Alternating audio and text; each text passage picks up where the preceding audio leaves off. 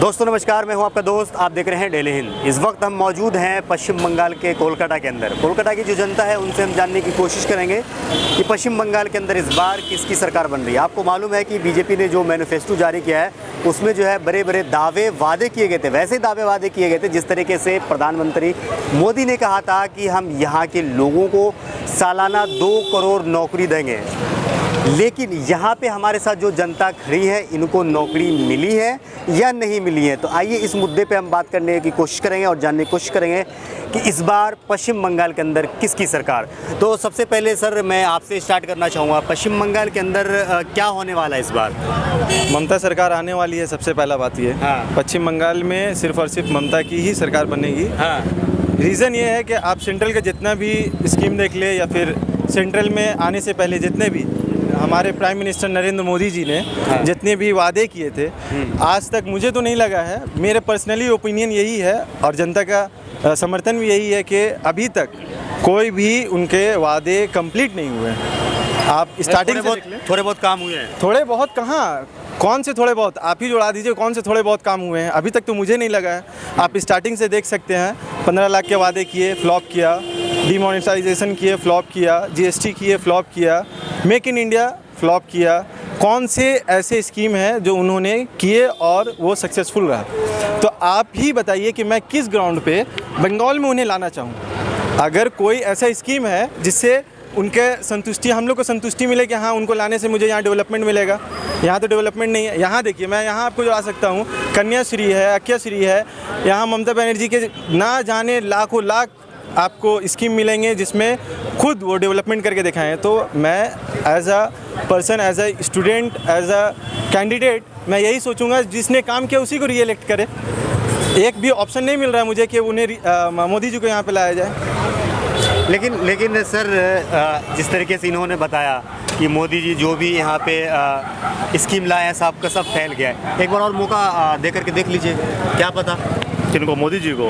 आप मौका बोलिए मोदी जी को मौका देने में। वहाँ पे अगर सेंट्रल में देखिएगा 2 टर्म इलेक्शन जीतने के बाद भी वो कुछ कर नहीं पाए, तो बंगाल में क्या साबित है कि वो आगे कर लेंगे। आप देखिए यूपी देखिए, ठीक है, बनारस देखिए, वहाँ जितना सब खराब काम हो रहा है, वो वुमेन सेफ्टी वहाँ देखिए, या बंगाल का वुमेन सेफ्टी अगर आप कंपैरिजन कीजिएगा तो दोनों का सेफ्टी में कंपैरिजन कीजिएगा, बंगाल का वुमेन ज़्यादा सेफ्टी प्रेफर करती है यहाँ पे।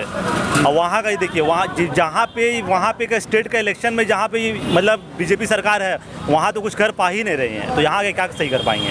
अच्छा, आपको लग रहा है नहीं कर पाएंगे? नहीं। आपको क्या लग रहा है सर? देखिए, जहाँ तक मौका का सवाल है, मुझे लगता है कि सवाल उठना ही नहीं चाहिए, क्योंकि 7 साल से सरकार उनकी केंद्र में है। तो क्या जो प्राइम मिनिस्टर नरेंद्र मोदी है बंगाल के पीएम नहीं है?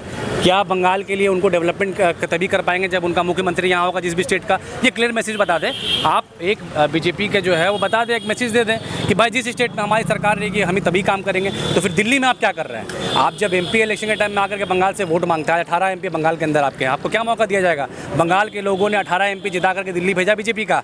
आप अम्फान हो गया, लॉकडाउन हुआ, ये 18 एमपी बंगाल के लिए क्या किए? वहाँ की जनता मेदिनीपुर से हैं, बंकुड़ा से हैं, आसनसोल से बीजेपी के एमपी जाकर उनसे लाके में आप पूछ लीजिए कि क्या किया है वहाँ के लोगों ने। बीजेपी के जो एमपी थे उनको तो मौका मिला है, मौका आपको 2007 साल पहले मिला, 2019 में बंगाल ने भी दिया। तो मौका का सवाल मुझे लगता है कि ये सवाल उठाना ही नहीं चाहिए। मौका यहाँ की जनता ने आपको दिया, आपके बात पे भरोसा करके 2019 में 18 एमपी जिताया आपका, मगर आप अपने सारे वादे पे फेल रहे हैं। बंगाल की जनता ने उसे देख लिया और इस बार मैं दावे के साथ कह सकता हूँ 18 एमपी जिस जगह पे जहाँ जीते हैं वहाँ पे सबसे बड़ी जीत बंगाल में टीएमसी को मिलने वाली है, क्योंकि वहाँ के लोगों ने ट्राई एंड टेस्टेड कर लिया बीजेपी को, उनके फेलियर को देख लिया है, जान लिया है कि ये सिर्फ जुमलेबाज लोग हैं, ये लोग कुछ करने वाले नहीं हैं। ठीक है, आप मौका का सवाल, मुझे नहीं लगता कि ये सवाल आप लोगों को भी पूछना चाहिए। बीजेपी को लेकर मौका उन्हें मिला है, उस मौका के लिए, उस मौका में जो बंगाल के लोगों के लिए जो काम कर सकते थे उन्होंने नहीं किया। कोविड-19 के टाइम पे पैकेज तो लाखों करोड़ों रुपए का कहाँ पैकेज आया, किसको मिला है? आप जाकर के पूछिए, जो टीएमसी बीजेपी के लीडर तो दिखे नहीं बंगाल के सरजमीन पे, तो बीजेपी के लीडर कोविड में थे ही नहीं। सब कहाँ गायब हो गए थे पता भी नहीं, ढूंढना पड़ता था। जितना भी मदद ममता बनर्जी ने किया है, जो लोकल एमएलए, जो लोकल मिनिस्टर यहाँ स्टेट गवर्नमेंट के, उन लोगों ने जो कोविड के टाइम में या लॉकडाउन के टाइम में जो मदद किया लोगों का, वो बीजेपी कहीं दिखा ही नहीं है। जाके अभी हम मुझसे क्या, आप जाकर के आवाम से, जिस इलाके के एमएलए और एमपी, यहाँ तो छोड़ दीजिए, यहाँ पे एमपी भी टीएमसी के हैं, आप जिस इलाके में खड़े हैं वहाँ पे एमएलए भी टीएमसी का है, मगर जहाँ पे एमपी और एमएलए बीजेपी के हैं उस इलाके में भी जाकर के देखिए, वहाँ पे भी जो टीएमसी के जो कार्यकर्ता थे, जो वर्कर थे, उन्होंने ही लोगों तक अनाज पहुँचाने का काम किया, सब तक अम्फान के वक्त जो मदद करने का काम किया, सब टीएमसी के वर्कर थे या आम जनता थी। बीजेपी के वर्कर या बीजेपी के लीडर कहीं दिखे ही नहीं है। और ये आप जा करके जिस इलाके में, मैं आपको सजेस्ट करता हूँ इस चीज़ को कि आप आए हैं, आप जा करके जहाँ पे बीजेपी के एमपी और एमएलए, वहाँ के लोगों से पूछिए कि क्या आपके मुसीबत के वक्त, आपके लॉकडाउन के टाइम में, अम्फान के टाइम में आपके एमपी, आपके एमएलए आपके साथ खड़े थे? बिल्कुल नहीं थे। वहाँ का जो आम वर्कर था टीएमसी का, उन लोगों ने मदद करने का काम किया है। अगर पूरा देश सड़क पर है, आपके खिलाफ है, तो किसके अच्छे दिन लाने का काम आपने 7 साल में किया? अच्छे दिन आए?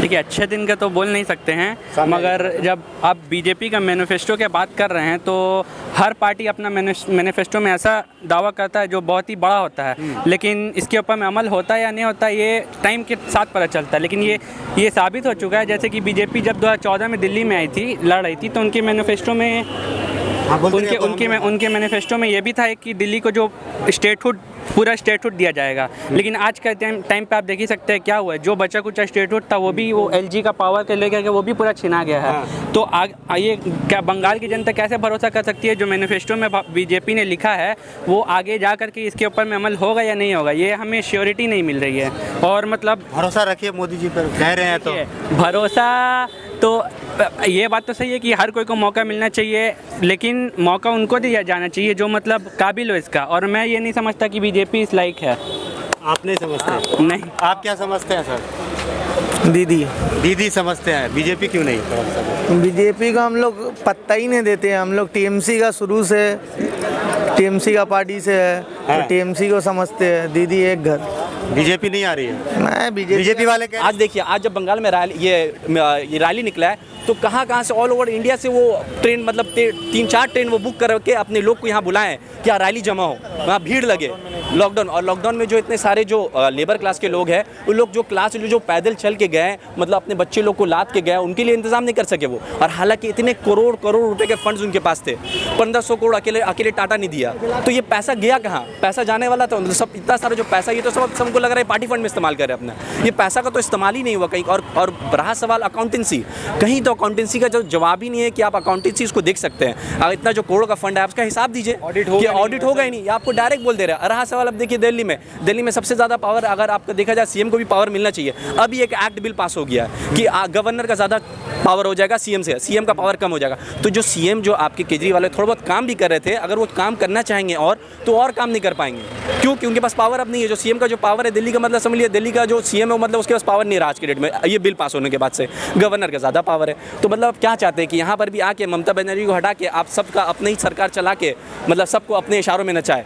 तो यहाँ ममता बनर्जी काम कर रही है। सब जो हमारे साथ जनता जुड़ी हुई थी, इनसे इनकी दिलों की बात जानने की, सुनने की कोशिश करेंगे। आपको क्या लगता है? इस वीडियो के नीचे कमेंट करके जरूर बताइएगा। वीडियो अगर आपको अच्छा लगा तो इसे लाइक और शेयर जरूर कीजिएगा।